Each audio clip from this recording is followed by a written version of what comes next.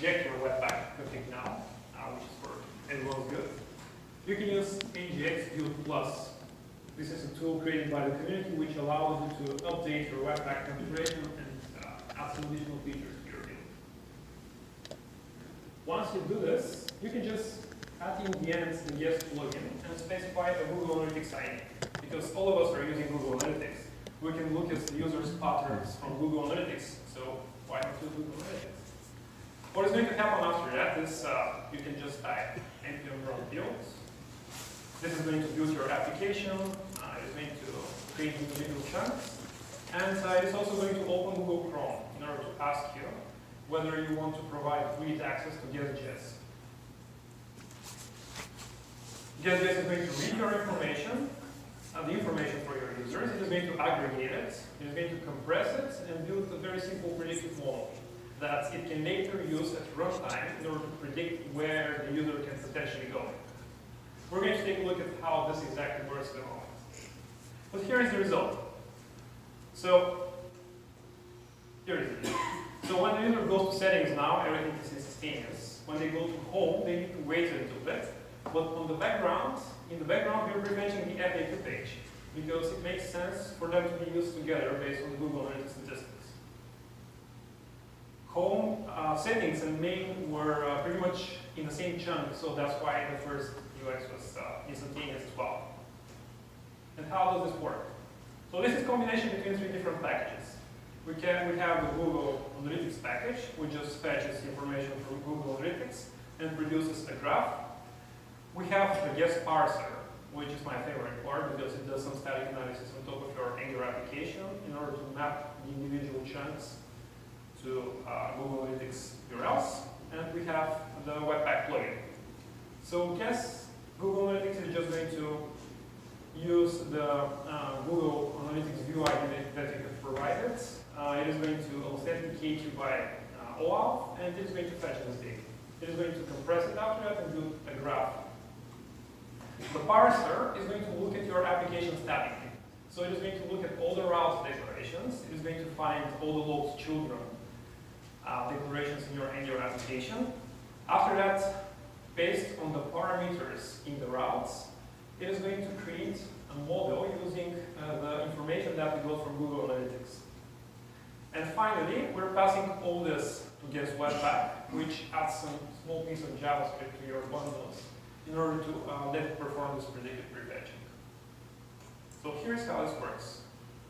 This is our initial page graph that we have. Here we have pretty much 6 pages, /, /a, /b, and so on. Based on the thickness of the arrows, we can judge how likely it is for the user to perform given transition. So from here, we can build a very simple matrix, which is called the Markov chain. We just have on the rows, like the rows and the columns are the different pages, and the intersection we can find the probability for a given transition to be performed. For example, we can see that there is 0.3 probability for the user to go from the slash from the roots to /a. There is 0.7 probability for the user to go from the roots to /b, and so on. So this is a very simple model.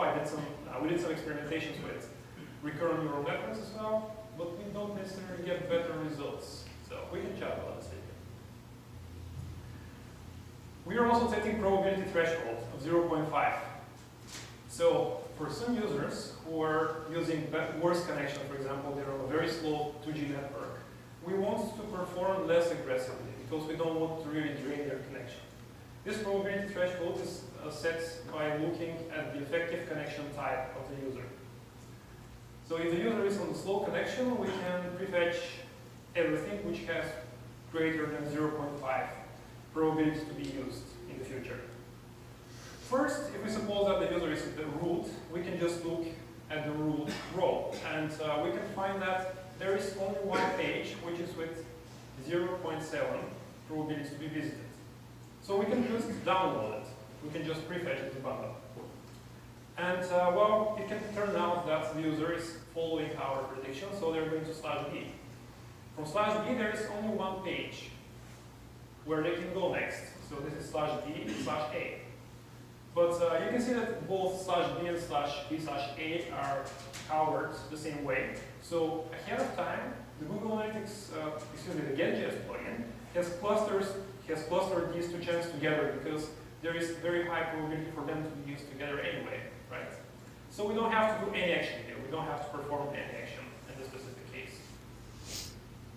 Finally, the user is going to go to /b/a because, of course, our prediction is going to be accurate by using command chain. And here we can see that it is very likely for the user to perform the navigation from /b to /a. So well, we can prefetch the /a boundaries as well. And that was pretty much all of it. There is a very long article on the topic. There is a presentation by Alice Finder from Google I/O where he explains this. We did some experiments with recurrent neural networks, as I mentioned, but there are different complications there.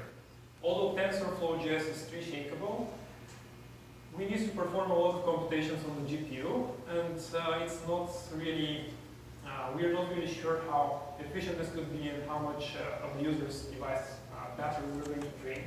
And in the end, the training time of a recurrent neural network is much longer, so we don't want the user to wait minutes. So it has its pros and cons, though. And that was it. Thank you.